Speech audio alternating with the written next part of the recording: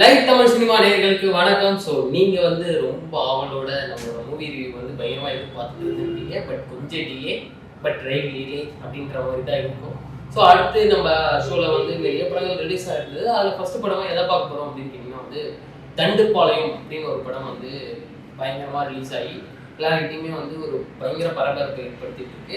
இந்த படத்துக்கான பரபரப்பாக என்ன இருக்குன்னு பார்த்தீங்கன்னா வந்து சோனியா அகர்வால் அண்ட் வனிதா 2 பேருமே வந்து இந்த படத்தில் இருக்கிறாங்க அப்படிங்கிறது தான் வந்து பயங்கர டீப்பாகவே இருக்கு.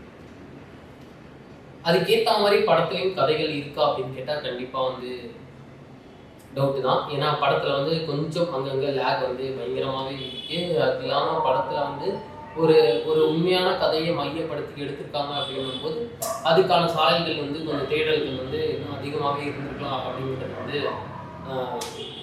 பயங்கர ஒரு என்னமாவோ இருக்கு. ஸோ அதை தாண்டி படத்தில் வந்து எல்லா கேரக்டர்ஸும் அவங்க வேலையை கரெக்டாக பார்த்துருக்காங்கன்னு கேட்டால் கண்டிப்பாக கிடையாது. இன்னும் அதுக்கான உழைப்புன்றது பயங்கரமாக இருந்துருக்கணும் அப்படின்ற மாதிரி தோணுச்சு. படத்தோட கதையை பற்றி பார்த்தோம்னா ஒரு தண்டுப்பாளையம் நம்மளுக்கு தெரியும், இது வந்து பேஸ்டான ஒரு ட்ரூ ஸ்டோரி. ஏன்னா தண்டுப்பாளையம்னு ஒரு கேங் ஒன்று இருந்தது.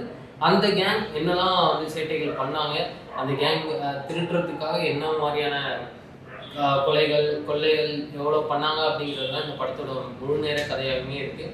அந்த கேங்க்கு ஹெட் யார், அந்த கேங்னால் பாதிக்கப்பட்டவங்க யார், அந்த கேங்கை பிடிக்க போன போலீஸ்க்கு என்ன ஆச்சு அப்படிங்கிற மாதிரியான கதைக்களம் தான் இந்த கதைக்களம்.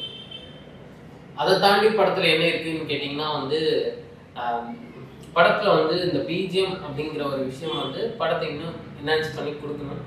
பட் இந்த படத்தில் வந்து ஓகே தண்டுப்பாளையம்னு தெலுங்குல ஒரு படம் எடுத்துட்டோம், அந்த படம் தெலுங்குல ஒரு மாதிரி பயங்கரமாக போச்சுன்றதுனால இந்த தமிழில் ஒரு படம் எடுத்ததுனால இந்த படம் பெருசாக இருக்கா அப்படின்னு கேட்டாங்கன்னா கண்டிப்பாக இல்லை. இன்னும் தண்டுப்பாளையம் 2க்கார லீடு கொடுத்துருக்காங்க. ஸோ அந்த படம் இன்னும் பயங்கரமாக இருக்கணும்.